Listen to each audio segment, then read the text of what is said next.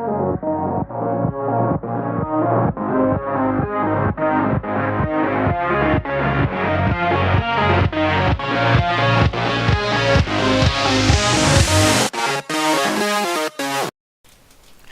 up, ladies and gentlemen, boys and girls, it's your boy Dazzle bringing you an Overwatch commentary video. Today I want to talk a little bit about the current meta in Overwatch and how I think it's going to change in the near future. So let's go ahead and jump right into it.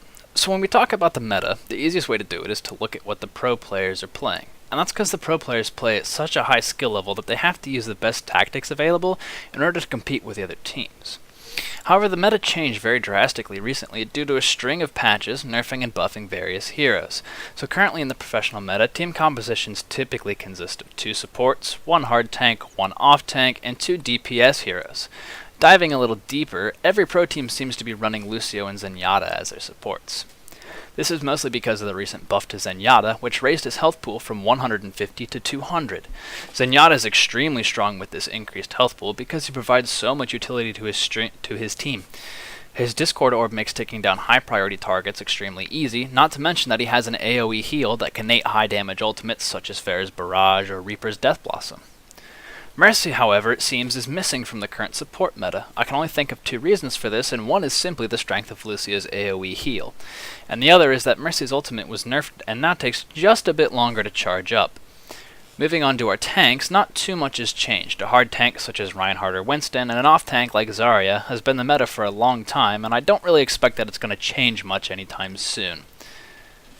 In the realm of DPS heroes, McCree is now a staple, regardless of offense or defense. McCree is always played in professional Overwatch.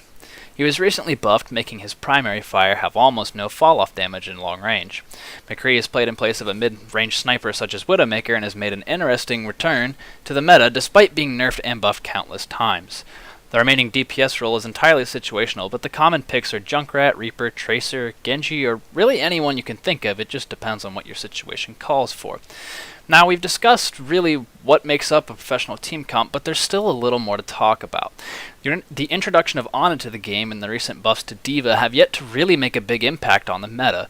D.Va's been played a little bit in the pro scene, but Ana has yet to make an appearance. It seems that nobody really knows where these 2 heroes fit into the game yet. I expect that D.Va will eventually be played as an off-tank despite her large health pool. D.Va can do a lot of damage and extremely mobile, which makes it hard for a team to depend on her solely for defense, and she's still a viable tank. And we may see her take the place of Zarya or Roadhog in the weeks to come. I also expect that Ana will get a fair amount of play time in the pro scene. Ana is a strong healer, just as strong, if not stronger, than Zenyatta, and has a high amount of utility.